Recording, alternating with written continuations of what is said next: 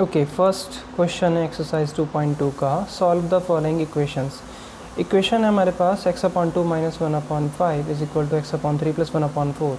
अब इसमें हम एक चीज़ देखेंगे सॉल्व करने के लिए बेटा क्या होना चाहिए। सबसे पहले हम इस छोटी सी चीज़ को समझ लेते हैं क्योंकि फर्स्ट क्वेश्चन है तो बेसिक चीज़ इसमें समझा देता हूँ। ये हमारे पास जो है कि इक्वल का साइन है और इस इक्वल के जो इस साइड होता है मतलब लेफ़्ट साइड होता है, आपका लेफ़्ट देखिएगा वीडियो में थोड़ा डिफरेंट दिख रहा होगा। ये जो इस साइड होता है ये वाला हिस्सा ये लेफ़्ट हैंड साइड होता है, LHS होता है, ठीक है। एंड इक्वल की जो इस वाली साइड में होता है दैट इज़ कॉल्ड RHS, जिसको शॉर्ट में बोल देते हैं राइट हैंड साइड। ओके, तो ये जो दो चीज़ें हैं आपको ये ध्यान में रखनी है। अब इसमें ये मैं क्यों बता रहा हूँ, यहाँ पे बड़ी ही आसान चीज़ दिमाग में रखना आपने कि जो इक्वल का साइड है इधर मैंने बोला कि लेफ़्ट हैंड साइड है और दूसरी साइड क्या है, राइट हैंड साइड है।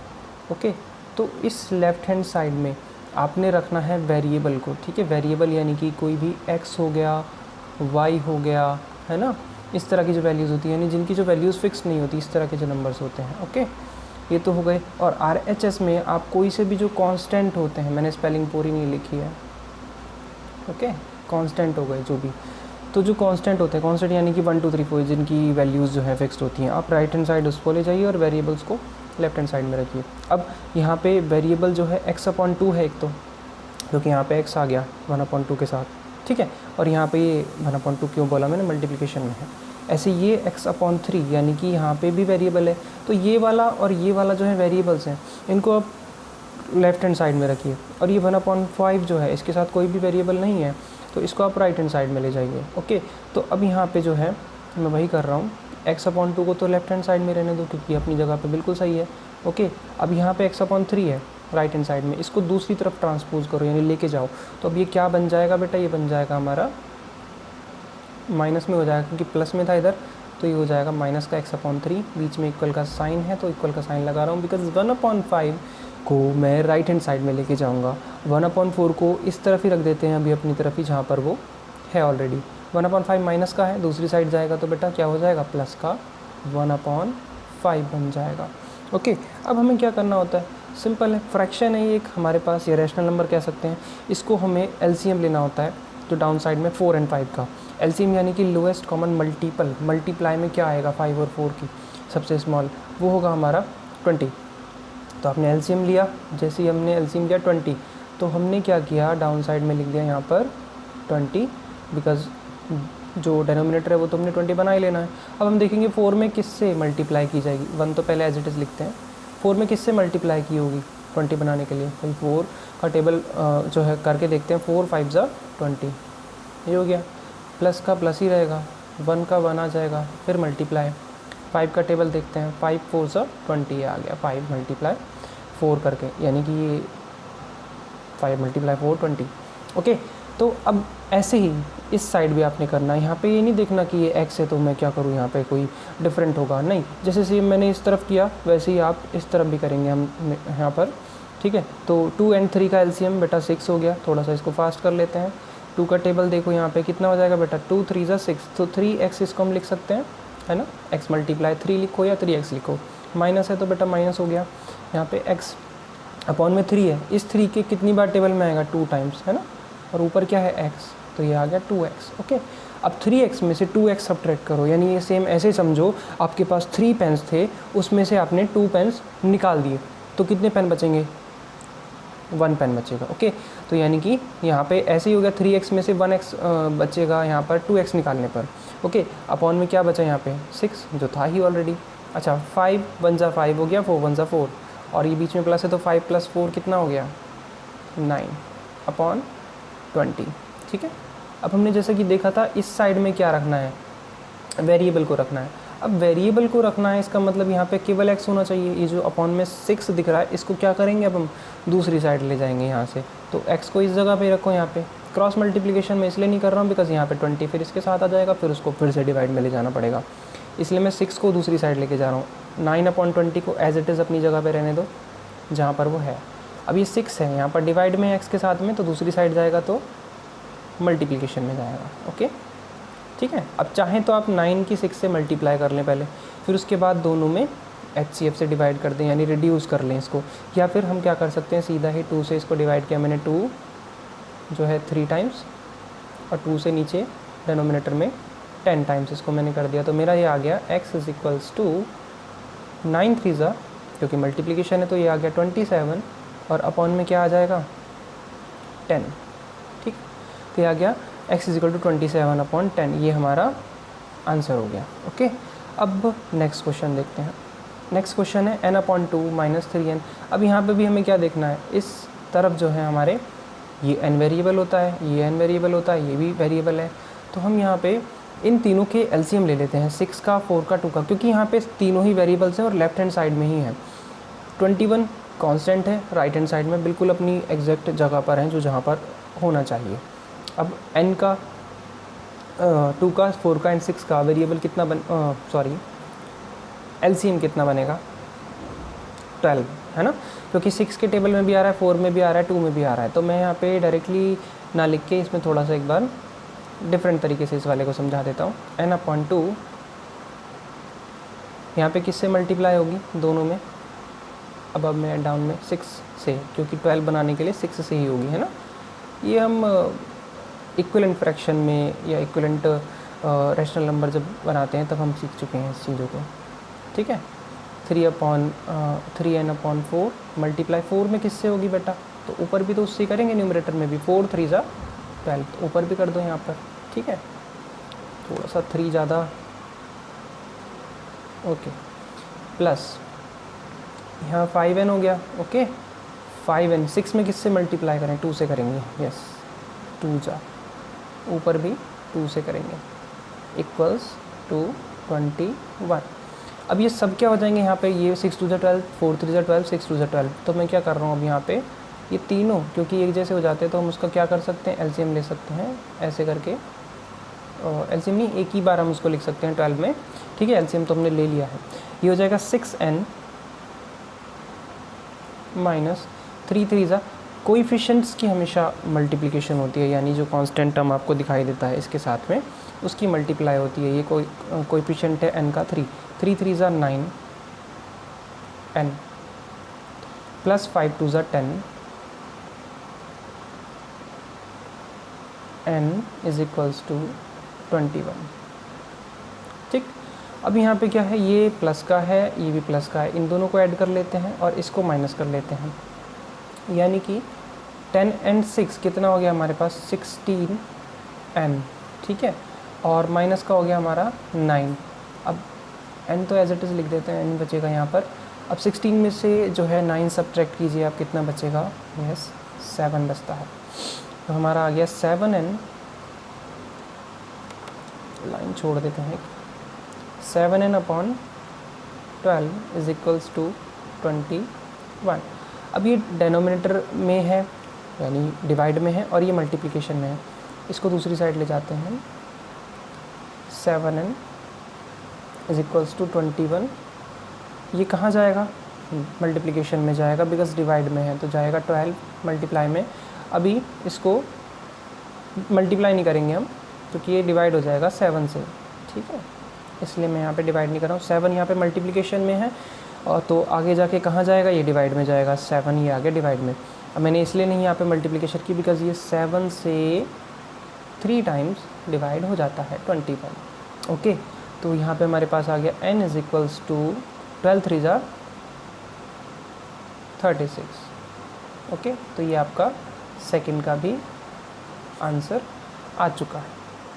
थर्ड क्वेश्चन देख लेते हैं एक बार। अब थर्ड क्वेश्चन में अगर हम देखें तो लेफ्ट हैंड साइड में x है एक हमारे पास, और इधर ये x हो गया, और यहाँ पे एक ये x हो गया। तो सबसे पहला हमारा काम क्या है, लेफ्ट हैंड साइड में सभी वेरिएबल्स को लेके जाना, और राइट हैंड साइड में सभी कांस्टेंट टर्म्स को लेके जाना। ये जो 7 है यहाँ पर, ये बीच में छुपा बैठा है इनकी, ये कांस्टेंट है। ओके, तो इसको यहाँ से बोलेंगे कि भैया जी आप जाइए राइट हैंड साइड में, और जो इधर बैठे हैं 5x/2 इनको बोलेंगे महाराज लेफ्ट हैंड साइड में आ जाइए। यहाँ पे लिखते हैं हम x - 8x, जो वेरिएबल्स वाले हैं उन्हीं को केवल मैंने इधर छोड़ा है, इसको मैं दूसरी साइड लेके जाऊँगा। अच्छा, ये प्लस में हो जाएगा ना लेफ्ट हैंड साइड में, बिकॉज इधर माइनस में है, तो इधर आ गया प्लस 5x/2। ठीक है, is equals to 17/6 as it is ही उतारना पड़ेगा, ठीक है, बिकॉज ये अपनी सही जगह पर है पहले से ही। अब ये जाएगा 7 उस तरफ, ये माइनस में जाएगा बिकॉज इधर प्लस में था, ठीक है, ये आ गया हमारा इधर। अब हमने क्या करना है, इनके एलसीएम लेने होंगे सबसे पहले, 3 का 2 का, इनके सबके एलसीएम लो। इसके अपॉइंट में हम मान लेते हैं कि 1 है, ठीक है, आसानी हो जाएगी हमें करने में। अब सीधा वाला एलसीएम लेंगे हम सिंपल, क्या बन जाएगा, 6 हो जाएगा। 3 का इन 2 का एलसीएम ये हो गया 6। यहाँ पे किससे मल्टीप्लाई हुई होगी 1 में, 6 से, तो ये कितना बन जाएगा 6x, ठीक है। माइनस है तो माइनस हो जाएगा यहाँ पे, ओके। और 3 में किससे मल्टीप्लाई होगी, पहले लिख लेते हैं 8, नहीं लिख रहे, मल्टीप्लाई करके डायरेक्टली करते हैं इस बार। 3 में किससे मल्टीप्लाई होगी 2 से, तो 8 ये ऑलरेडी है और 2 और लिखा जाएगा मल्टीप्लिकेशन में, 8 2 ज़ा 16, 16x प्लस, एक्टिवली आपको अपना ब्रेन जो है एक्टिव रखना चाहिए और आंसर करना चाहिए साथ में। 2 की किससे होगी मल्टीप्लाई, 3 से, गुड। तो 5 3 ज़ा 15, 15x इज इक्वल्स टू, ये हो गया हमारे पास, इक्वल थोड़ा बड़ा बन गया, 7 के अपॉन में भी सेम ऐसे कर लेते हैं, 1 ले लेते हैं यहाँ पर, है ना। दोनों का एलसीएम कितना है, 6 आया। 7 माइनस ऊपर किससे मल्टीप्लाई होगी, 6 से, कितना आ गया 42, है ना, 42 अपॉन ये हो गया हमारा 6, ठीक है। अब करते हैं हम यहाँ पर, बेटा ये प्लस है ये भी प्लस है ना, तो दोनों प्लस वालों को एक साथ हम क्या कर लेते हैं, ऐड करके देख लेते हैं। 15 और 6 कितना बन जाएगा, ये बन जाएगा हमारा 21x।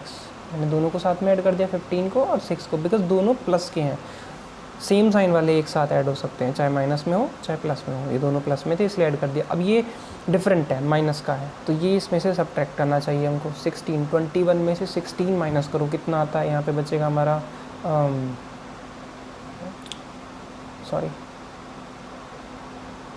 5, ठीक है। तो 5x हमारा जो है आ गया, यहाँ पे x नहीं लिखा तभी, यहाँ पे हमारा बच गया यहाँ पर 5x, ओके। तो डायरेक्टली लिख लेते हैं इसको, 5x upon 6 is equals to, same इधर भी हमने देखना है। अच्छा यहाँ पर जो है, हाँ प्लस का ही आएगा, ठीक है। यहाँ पर जो है 42 में से अगर मैं सब्ट्रैक्ट करता हूँ 17 को, तो कितना बचता है, इसको कैरी दिया, ये हो गया 12, ये आ गया हमारे पास 5, यहाँ पे 3 बचा, 3 में से 1 निकाला हमने, हमारे पास आ गया 25। अब यहाँ पे क्यों लिखा मैंने, क्योंकि हमने देखना है ये लेफ्ट में लिखा हो चाहे राइट में लिखा हो, सब्ट्रैक्शन होना है बिगर नंबर में से, लेकिन जो साइन आता है वो आता है इसके अकॉर्डिंग कि बिगर नंबर पॉजिटिव है कि नेगेटिव है। अगर बिगर नंबर नेगेटिव है तो आंसर भी नेगेटिव होगा, क्योंकि भाई बचेगा कौन, जो ज़्यादा होगा, ऑब्वियस सी बात है। तो यहाँ पर बच गया हमारा माइनस का 25 अपॉन 6। 6 से 6 चाहे तो यहाँ पर ही कैंसिल कर दो, या फिर इसको पहले इस तरफ लेके चले जाते हैं हम एक बार, ठीक है। 5x is equals to -25 upon 6 multiply, divide में था तो दूसरी साइड 6 मल्टीप्लाई में जाएगा। अब ये 6 से 6 यहाँ पे कैंसिल हो गया, अब ये 5 मल्टीप्लाई में बचा है, हमें तो x अकेला चाहिए बिल्कुल, तभी तो आंसर आएगा। x is equals to -25 upon 5 का टेबल करके देखते हैं, बहुत आसान है। 5 5 ज़ा 25। अब बताइए क्या ये आंसर जो लिखा है यहाँ पर क्या सही लिखा है या फिर कोई मिस्टेक रह गई है, कुछ कमी रह गई है यहाँ पर, थोड़ा सा सोच के देखिए एक बार। क्या रह गया यहाँ पर, माइनस, बिकॉज ये जो नेगेटिव का साइन है ये यहाँ पर आना ही चाहिए, अदरवाइज़ आंसर आपका क्या हो जाएगा, रॉन्ग हो जाएगा, बिल्कुल सही। चलिए नेक्स्ट क्वेश्चन करते हैं हम, 4th क्वेश्चन। इन वाले क्वेश्चन में हमें कैसे करना है, ये कैसे आया, देखो पहले क्वेश्चन हमारे पास था बड़ा ही सिंपल वाला, ये वाला, इसमें क्या था, एक को इस तरफ लेके गए थे वेरिएबल को और कांस्टेंट को इधर लेके गए थे। फिर हमारे पास नेक्स्ट क्वेश्चन कैसा आया, इसमें सभी एक ही साइड रखे थे, राइट। थर्ड क्वेश्चन में मिक्स सब सा था, यहाँ पे 3 हो गए थे, तीनों के एलसीएम लिए थे, 3 वेरिएबल्स वाले नंबर थे। अब ये क्या है, ये भाई साहब थोड़े से डिफरेंट आए हैं, कैसे, यहाँ पे ये पूरे के अपॉन में 3 है और 5 है ना, पूरा एक ही ब्रैकेट हो गया x - 5, वहाँ पे सेपरेट थे फर्स्ट क्वेश्चन में। अब इसमें क्या कर सकते हैं, कुछ बच्चे क्या सोच रहे हैं, इस तरीके से कर लेते हैं इसको, x/3 एलसीएम का जो हमने एक स्टेप बैक लिया जाता है एलसीएम लेते टाइम, वो कर लेते हैं, तो 5/3 ऐसे करके। पर मैं कह रहा हूँ कि ये वाला क्वेश्चन इस तरीके से नहीं करेंगे, हम नेक्स्ट क्वेश्चन को ऐसे करेंगे। इस वाले क्वेश्चन को क्या करते हैं, हम क्रॉस मल्टीप्लिकेशन से करेंगे, क्योंकि वो ज़्यादा हमारे लिए सही रहेगा, आसान रहेगा, ठीक है ना। ये क्या बना दिया मैंने, ये मैंने बना दिया क्रॉस का साइन। इसका मतलब ये है कि ये जो 5 है इसको मैंने इस साइड से इधर भेजना है मल्टीप्लिकेशन में, और 3 को इस साइड से उधर भेजना है, ओके। मल्टीप्लिकेशन में इसको गायब कर देते हैं, अच्छा नहीं लग रहा। 5 और ब्रैकेट क्यों लिया, क्योंकि 5 की मल्टीप्लाई इन दोनों ही टर्म्स में होगी, ठीक है, x में भी और 5 में भी। इज इक्वल्स टू 3 की उधर मल्टीप्लिकेशन करो, x माइनस 3, ओके। 5 की मल्टीप्लाई x में हुई तो बेटा हो गया 5x, 5 की 5 में हुई तो माइनस का 25 आ गया, इज इक्वल्स टू 3 की x में हुई तो 3x आ गया, ठीक है। 3 की अब -3 में हुई तो 3 3 9 हो गया। अब हमारे पास सिंपल बन चुका है। अब ये जो वेरिएबल हैं इनको एक ही साइड में कर लेते हैं, ओके। 3x को उधर ले जाते हैं दूसरी साइड, कितना बन जाएगा 5x, प्लस है तो माइनस का 3x,